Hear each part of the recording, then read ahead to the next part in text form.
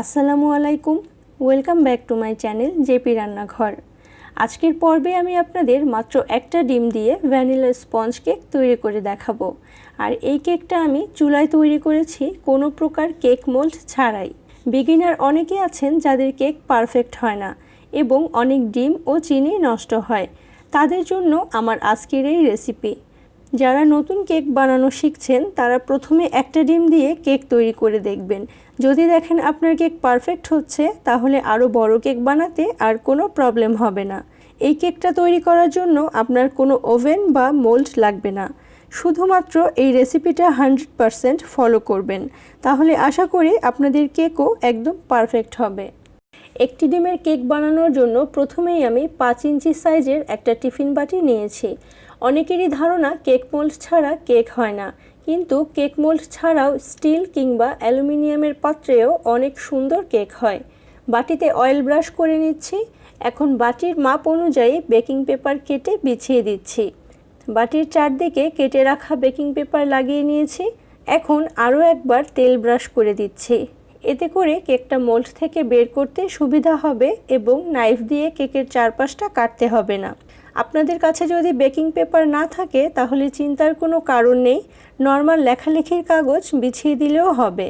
এখন শুকনো উপকরণগুলো চেলে নেওয়ার জন্য একটা চালনি নিয়েছি। ময়দা দিয়ে দিচ্ছি 1/3 কাপ, অর্থাৎ 1 কাপের 3 ভাগের 1 ভাগ। ভ্যানিলা পাউডার দিচ্ছি 1/4 চা চামচ। আপনারা এর পরিবর্তে ভ্যানিলা এসেন্সও দিতে পারেন, তবে যারা ভ্যানিলা এসেন্স দেওয়ার পরেও কেক থেকে ডিমের গন্ধ পান তারা ভ্যানিলা পাউডার ইউজ করে দেখবেন, আশা করি আর গন্ধ পাবেন না। বেকিং পাউডার দিচ্ছি 1/2 চা চামচ। এখন শুকনো উপকরণগুলো চেলে নিচ্ছি এবং একটি ঢাকনা দিয়ে ঢেকে এক সাইডে রেখে দিচ্ছি। আপনারা 1/4 চা চামচ লবণ অ্যাড করে নেবেন। একটা টেকনিক্যাল প্রবলেমের কারণে আমার লবণ অ্যাড করার ভিডিওটা ডিলিট হয়ে গেছে, তাই আমি অত্যন্ত দুঃখিত। এখন একটা ডিম নিয়ে নিচ্ছি।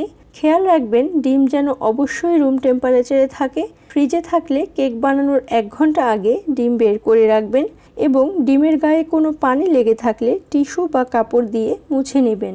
যে বাটিতে ডিম ভেঙে নেবেন সেই বাটিটাও ভেজা থাকলে মুছে নিতে হবে।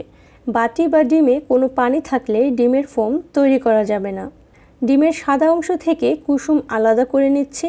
আপনারা চাইলে এভাবে হাত দিয়েও আলাদা করতে পারেন, অথবা ডিমের খোসা বা চামচের সাহায্যেও আলাদা করতে পারেন। এখন বিটারের স্পিড লোতে রেখে বিট করে নেব 2 থেকে 3 মিনিট। ডিমের সাদা অংশের সাথে যদি কুসুম ভেঙে মিশে যায় তাহলে ডিমের খোসার সাহায্যে উঠিয়ে নেবেন। সাদা অংশের সাথে কুসুম যদি 1 ফোঁটাও মিশে যায় তাহলে কিন্তু কোনোভাবেই ডিমের ফোম হবে না। আর এক নাগাড়ে বিট না করে 1 মিনিট পর পর থেমে থেমে বিট করবেন। আপনাদের কাছে বিটার না থাকলেও চিন্তার কোনো কারণ নেই, হুইস্ক বা কাঁটা চামচের সাহায্যেও আপনারা ডিমের ফোম তৈরি করতে পারবেন। বাটি বা ডিমে যদি পানি না থাকে আর ডিমের সাদা অংশের সাথে যদি কুসুম না মেশে তাহলে হুইস্ক বা কাঁটা চামচ দিয়ে 10 মিনিটের মধ্যেই ফোম তৈরি হয়ে যাবে। এখন মিডিয়াম স্পিডে 3 থেকে 4 মিনিট বিট করে নেব, তাহলে ডিমের ফোম তৈরি হয়ে যাবে। ফোম তৈরি হয়ে গেছে। এখন এর সাথে গুঁড়ো করে রাখা চিনি অ্যাড করব 1/3 কাপ, তবে একবারে সব চিনি না দিয়ে 2 বারে অ্যাড করব। আপনারা ব্লেন্ডার বা শিলপাটায় চিনি গুঁড়ো করে নেবেন, অথবা দোকানে যে আইসিং সুগার কিনতে পাওয়া যায় সেটাও অ্যাড করতে পারবেন। এখন ডিমের কুসুমটা দিয়ে বিট করে নেব 10 সেকেন্ড। সয়াবিন তেল দিচ্ছি 2 টেবিল চামচ। আপনারা এর পরিবর্তে মেল্টেড বাটারও দিতে পারেন। এখন আরও 10 সেকেন্ড বিট করে নেব। বিটারের কাজ এখন পুরোপুরি শেষ। এখন চেলে রাখা শুকনো উপকরণগুলো আরও একবার চেলে নিচ্ছি। আপনারা অবশ্যই শুকনো উপকরণগুলো 2 বার চেলে নেবেন, তাহলে কেক অনেক সফট আর ফ্লাফি হবে। এখন একটি স্প্যাচুলা দিয়ে খুব ধীরে ধীরে মিশিয়ে নিচ্ছি। এক্ষেত্রে কোনোভাবেই বিটার ইউজ করা যাবে না বা দ্রুত মেশানো যাবে না। ধৈর্য সহকারে সময় নিয়ে আস্তে আস্তে স্প্যাচুলা বা হুইস্ক দিয়ে মেশাতে হবে। তাড়াতাড়ি মেশালে ডিমের ফোমটা নষ্ট হয়ে যাবে এবং কেকটা পারফেক্ট হবে না। মেশানো হয়ে গেলে টিফিন বাটিতে কেকের ব্যাটার ঢেলে নিচ্ছি। একটি কাঠি দিয়ে ঘুরিয়ে ঘুরিয়ে ভেতরে থাকা এয়ার বাবলসগুলো বের করে দিচ্ছি। আপনারা চাইলে এভাবে ট্যাপ করতে পারেন, তবে যাদের ট্যাপ করার পরেও কেকের ভেতর বড় গর্ত তৈরি হয় তারা এই দুইটা মেথডই অ্যাপ্লাই করতে পারেন। চুলায় একটি প্যান বসিয়ে তাতে স্ট্যান্ড দিয়ে 10 মিনিট মিডিয়াম হিটে প্রিহিট করে নিয়েছি। এখন কেকের বাটিটা বসিয়ে ঢেকে দিচ্ছি 20 মিনিটের জন্য।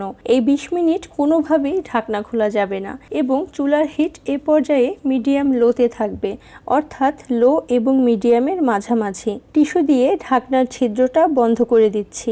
20 মিনিট হয়ে গেছে। একটি কাঠি দিয়ে চেক করে দেখছি ভেতরে কাঁচা আছে কিনা। কাঠিটা একদম ক্লিন এসেছে, অর্থাৎ কেকটা হয়ে গেছে। যদি দেখেন কাঠি ক্লিন আসেনি, সেক্ষেত্রে আরও 10 মিনিট কেকটা লো হিটে চুলায় রাখতে হবে। এখন কেকটা গরম থাকা অবস্থায় প্লাস্টিক র্যাপ দিয়ে ঢেকে রাখবো যতক্ষণ না ঠান্ডা হয়ে যায়। যাদের কেক তৈরি করার পর চুপসে যায় তারা এই মেথডটা অ্যাপ্লাই করবেন। প্লাস্টিক র্যাপ দিয়ে ঢেকে রাখার কারণে কেকটা চুপসে যাবে না। কেকটা পুরোপুরি ঠান্ডা হয়ে গেছে। কেকটা বের করে নিচ্ছি, বেকিং পেপারটা তুলে নিচ্ছি।